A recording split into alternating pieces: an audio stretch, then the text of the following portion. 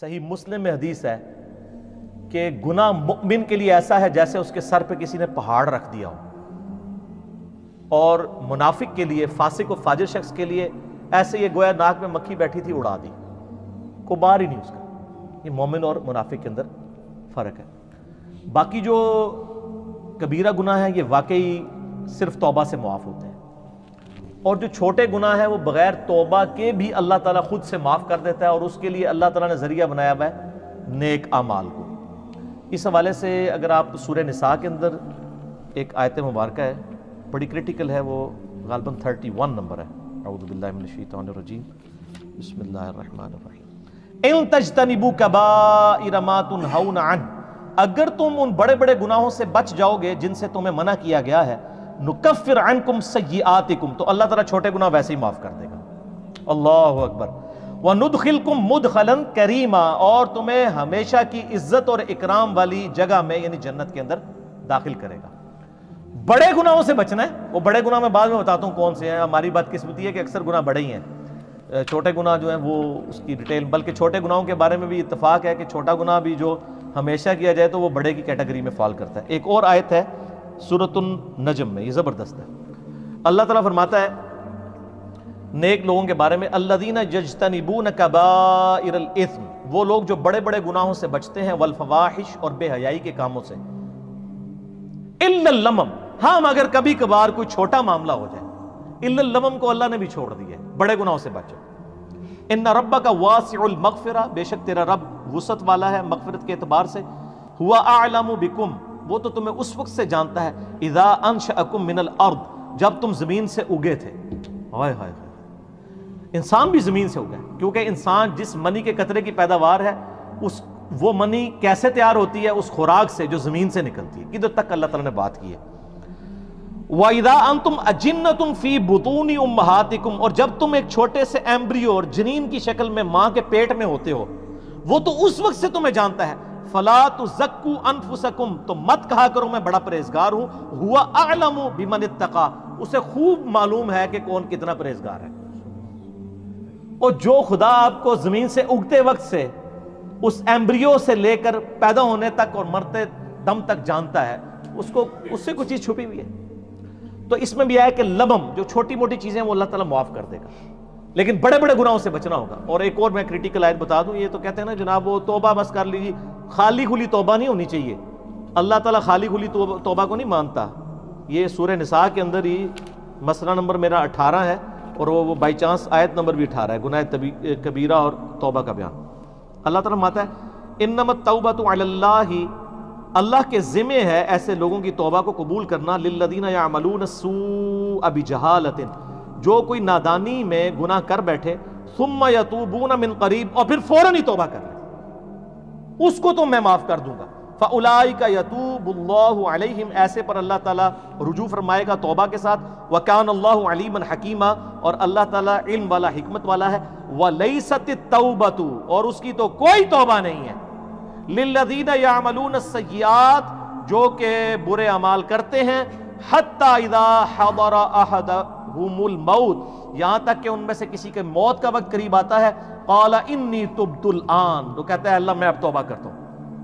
یعنی موت کے وقت اگر کوئی توبہ کرتا ہے وہ توبہ نہیں ہے۔ جامعہ ترمذی میں حدیث ہے نا کہ موت کے غرغرے سے پہلے پہلے توبہ ہے، نزع کا وقت آنے سے پہلے پہلے۔ اس وقت تو فرعون نے بھی کہہ دیا تھا کہ میں رب موسیٰ اور ہارون پر ایمان لاتا ہوں، تو اللہ تعالیٰ نے کیا فرمایا تھا؟ آن، اب ایمان لے کر آیا، اب تو کوئی فائدہ نہیں۔ وَلَلَّذِينَ يَمُوتُونَ وَهُمْ كُفَّارٌ، نہ ان لوگوں کی توبہ قبول ہوگی جو کفر کی حالت میں دنیا سے چلے گئے۔ اولئک اعتدنا لهم عذابا الیما، ایسے لوگوں کے لیے اللہ تعالیٰ نے دردناک عذاب تیار کر رکھا ہے۔ اب رہ گیا یہ گناہ آٹومیٹکلی کیسے نیکیوں سے معاف ہوتے ہیں، اس کا ذکر بھی اللہ تعالیٰ نے سورہ ہود کے اندر کیا ہے۔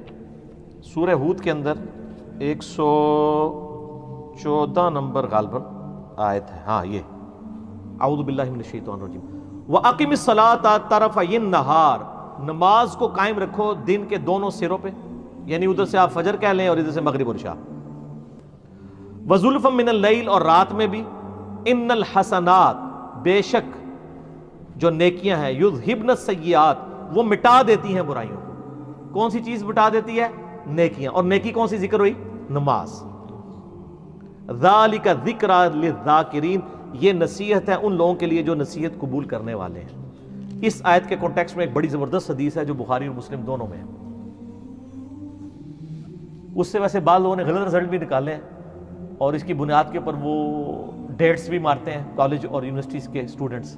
میرا مسئلہ نمبر 106 بہت پہلے ریکارڈ ہے، آج میں اس ڈیٹیل میں نہیں جاؤں گا.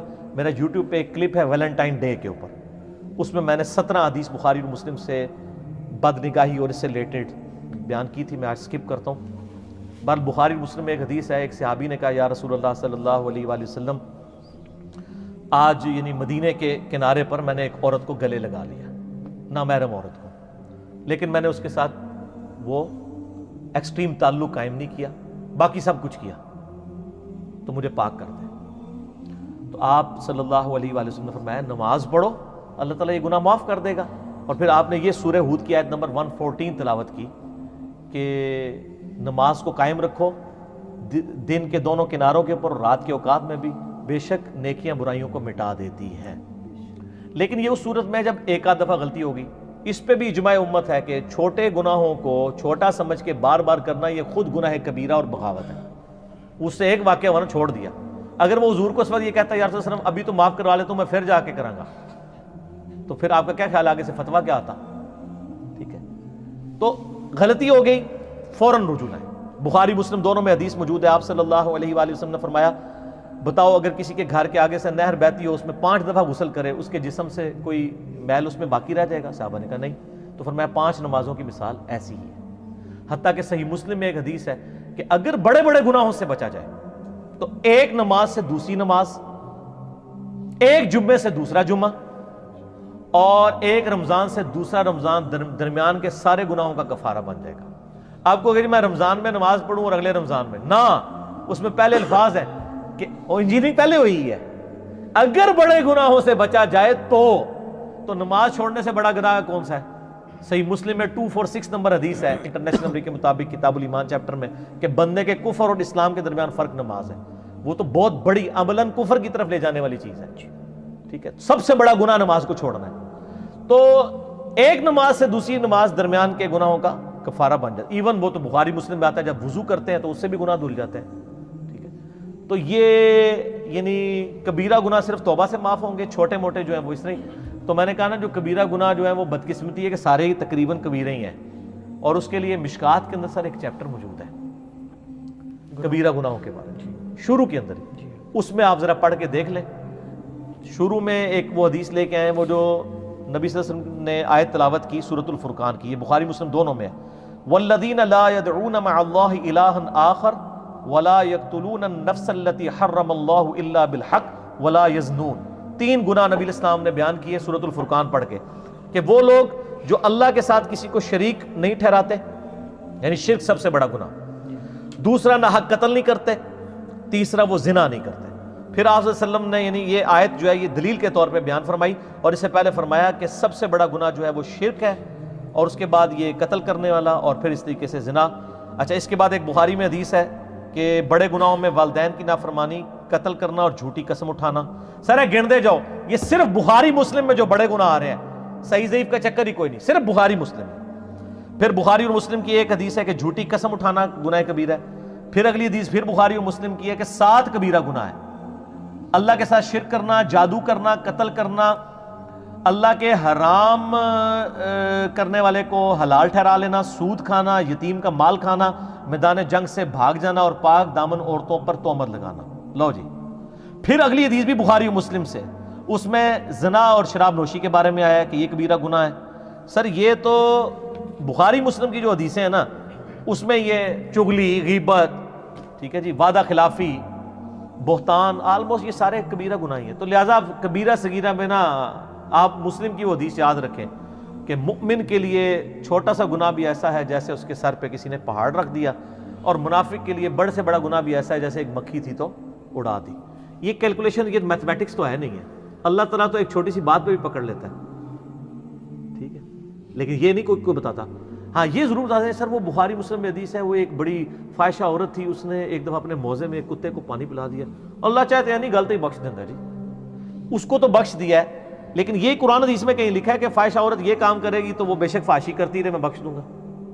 وہ تو ایک واقعہ ہے۔ تو سر ایک اور واقعہ جو بخاری مسلم دونوں میں ہے کہ ایک بڑی نیکوکار عورت تھی، ٹھیک ہے، اور اس نے صرف ایک بلی کو قید کر دیا اور وہ بھوکی پیاسی مر گئی، اور اس کی وجہ سے وہ دوزخ میں چلی گئی۔ یہ نہیں بتاتے کہ چھوٹی سی بات پہ پکڑ بھی لیتے ہیں اس کو، پھر انہوں نے دوسری طرف کیا ہوا ہے، کہتے ہیں تائیں تسی کہنا نیکی کرنے دا کہ فائدہ ہے، ایک چھوٹی سی گل تے پتہ پکڑا بھی جا سکتا ہے، وہ دوسرے پاسے ٹر پیندے۔ سر ڈرتے رہے اللہ سے ہر وقت، ٹھیک ہے، خدا کے ساتھ کمٹمنٹ رکھیں اور اللہ سے کبھی بے پرواہ نہ ہو، بے خوف نہ ہو، تو یہ جناب آٹومیٹکلی چھوٹے گناہ معاف ہوتے ہیں، بڑے گناہ صرف توبہ سے معاف ہوں گے۔ اور توبہ سے تو ظاہر ہے وہ تو سورۃ الفرقان میں آیت نمبر 70 میں آیا کہ اگر کوئی شرک سے، جو سب سے بڑا اس کائنات کا گناہ ہے، توبہ کر لے سچے دل سے، ہم اس کے گناہوں کو بھی نیکیوں سے بدل دیں گے۔ سر صرف معاف نہیں ہوں گے، نیکیوں سے بدلے جائیں گے، لیکن توبہ پکی ہونی چاہیے۔ پکی توبہ کیا ہے؟ ندامت کرنا، آندہ نہ کرنے کا پکا عہد کرنا، پھر عہد ٹوٹ جائے پھر توبہ کر لیں، پھر اللہ کی طرف آ جائے، لیکن اس نیت پہ توبہ نہ کریں کہ آندہ میں جو ہوں وہ پھر کر لوں گا۔ وہ تو قرآن میں ہے یا ایھا الذین آمنوا توبوا الی اللہ توبۃ نصوحا، اے ایمان والو ایسی توبہ کرو جو آگے کو نصیحت ہو جائے۔ اس کی میں دنیا سے مثال دیتا ہوں کہ جس شخص کا ایک دفعہ گرم استری سے ہاتھ جل جائے، دوبارہ وہ ٹھنڈی استری کو نہیں ہاتھ لگائے گا کہ یار کدھر پیچھے لگی نہ ہوئے، تھوڑی دیر پہلے کوئی نہ لا گیا ہوئے۔ تو بس اس طرح کا اگر آپ کا ریاکشن ہوگا نا اپنے پرانے گناہ کے بارے میں کہ یار وہ پہلے ہو گیا سی ہوں تو میں کرنا ہی نہیں، تو بر آپ کی توبہ قبول ہے انشاءاللہ۔